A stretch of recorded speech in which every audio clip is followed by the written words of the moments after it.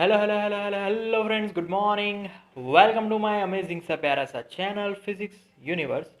I hope you are all fine at your home and we are enjoying this online lectures. So guys, today's our topic is power in AC circuit. So power का जो यहाँ पर topic है वो start करने से पहले कुछ इक्वेशंस यहाँ पर रिकॉल कर लेते हैं, जैसे कि Im is equal to Vm upon Z. Z is the impedance here, Im is the maximum current and Vm is the maximum voltage. Okay. इसको दूसरे वे में अगर लिखना हो तो यहाँ पर लिख सकते हैं Vm upon under root R square plus X C minus X L whole square. So this is Z's formula, impedance formula. Okay. After that, अगर यहाँ पर V मतलब कि AC सोर्स की बात की जाए तो V is equal to Vm, उसकी फॉर्मूला हुई साइन ओमेगा टी, और करंट की formula that is I is equal to Im sine omega t plus phi. So what is phi here? Phi is the phase difference between voltage and current. Okay. So simple, this formula, from power formula we know that power is equal to V into I. Putting all this formula here, so now we get Vm sin omega t, Im sin omega t plus phi. That means here we have Vm into Im sin omega t into sin omega t plus phi. So here we have this equation sin into sin. So its simplification we get Vm Im 1 by 2 cos subtraction to omega t minus phi, so we get minus 5 because omega t minus omega t will be cancelled out. Okay, यहाँ पर negative sign because sin into sin, cos minus cos by 2, so cos minus cos, यहाँ पर अब summation में omega t plus phi, so we get here 2 omega t plus phi. So this is the formula we get here. Okay, so here we have now Vm Im. अब divide by 2. If we just simplify these two, we can write root 2 into root 2. So root 2 into root 2 again 2. So this is right for here. Into cos is an even function, so I can write cos phi as well. And now minus cos 2 omega t plus phi. So in this function, cos is depend on the time t. So if time t depending function, and we know that cos is sinusoidal function, so जितना positive मिलेगा उतना ही negative मिलेगा. अगर इसका हम average करने जाए तो जितना पॉजिटिव उतना negative, plus 5 minus 5 by 2 will be 0. तो जो कोई भी वैल्यू होगी यहाँ पर हमें 0 ही मिलने वाला है. कौन सी वैल्यू हमें 0 मिली? इसका एवरेज हमें 0 मिला. बाकी सबका एवरेज तो सेम एज इट इज मिलेगा क्योंकि कुछ भी टाइम फंक्शन पे डिपेंड नहीं कर रहा. सो सब कुछ कांस्टेंट है अब हमारे पास, सो इसीलिए सब कुछ वैसा ही. So Vm upon root 2 Im upon root 2 into cos 5. So we can write now Vm upon root 2 is our V average value or average voltage, Im upon root 2 average current into cos phi. So this is our powers formula Vi cos phi.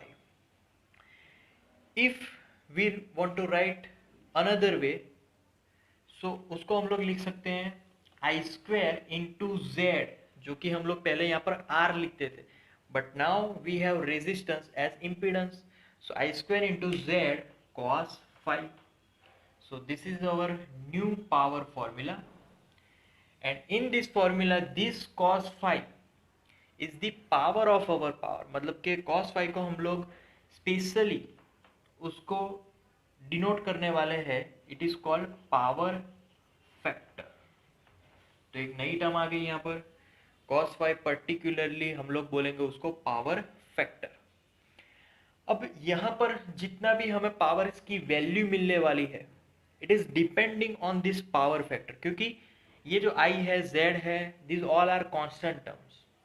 तो power factor से कैसे हमें power की जो value है वो change मिलेगी? So factors depending on power factors. तो फर्स्ट ऑफ ऑल पहले अगर मेरे पास सिर्फ रेजिस्टेंस है तो when I have only resistance, तो when only R, then phi will be zero there, तब फेज डिफरेंस जीरो था। So if phase difference zero, then cos phi will be 1. So if cos phi will be 1, it is maximum value and we get power P maximum. So power, so dissipation of power will be maximum. Now we are moving on to second factor. Second factor में inductance लेना है या फिर capacitance लेना है, कोई एक चीज हमें एक टाइम पे लेनी है। तो अगर कोई एक हम लोग यहाँ पर ले रहे हैं तो phase difference, earlier we discuss that phase difference in this circuit that is π/2, तो वो π/2 ही हमें मिलेगा कोई भी एक चीज अगर लेंगे तो। सो cos phi will be 0 here and we get power is equal to 0. सो ये जो पावर हमें मिल रहा है वो 0 मिल रहा है, यहाँ पर करंट फ्लो हो रहा है फिर भी पावर 0 मिल रहा है, इसीलिए इस पावर को हमने एक नाम दिया वाटलेस पावर, क्योंकि यहाँ पर करंट तो फ्लो हो रहा है बट पावर हमें 0 मिल रही है क्योंकि पावर डिसिपेट हो रही है। Okay, after that the third one, तीनों के तीनों कंपोनेंट्स हमने ले लिए, LCR, तीनों को सीरीज में कनेक्ट कर दिया। Then my 5 now, earlier we discussed that it is tan inverse XC minus XL upon R. so यहाँ पर ये हमें फेज मिल रहा है, तो इस फेज के हिसाब से हमें यहाँ पर पावर मिलेगी।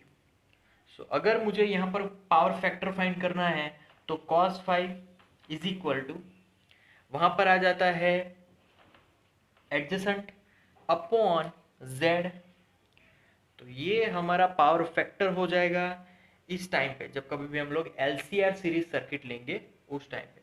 सो पावर कुछ वैल्यू मिलेगी, सो पावर की जो वैल्यू होगी इट इज नॉन जीरो। सो यहाँ पे इस टाइम पे भी पावर मिल रहा है एंड ये LCR सीरीज सर्किट के लिए। और यहाँ पर जो फोर्थ फैक्टर है वो मैं यहाँ पर लिख रहा हूँ। So fourth factor that is on resonance. Resonance में क्या होता था, XC is equal to XL, simple. By putting here what we get, XC is equal to XL, so phi becomes 0. So again if phi becomes 0, my cos phi will be 1, मतलब maximum. So here again we get P maximum. So जब कभी भी यहाँ पर P maximum यहाँ पर इस time पे मिले तो रेजोनेंस में जो भी पावर डिसिपेट हो रहा है वो मैक्सिमम डिसिपेट हो रहा है and it is through the resistance R, क्योंकि रेजिस्टेंस तो होगा, भले इंडक्टेंस और कैपेसिटेंस दोनों ही एक दूसरे को नेग्लेक्ट कर दिए, ऑपोजिट हो गए दोनों, तो दोनों नेग्लेक्ट हो गए, बट यहाँ पर रेजिस्टेंस तो होगा ही होगा, तो वहाँ पर जो पावर है वो पूरा डिसिपेट हो जाएगा through the resistance. So that's it for today guys, that's our topic, power in AC circuit. Thank you so much guys for viewing my video lectures till the end, that means a lot to me. Please like my videos and subscribe my channel.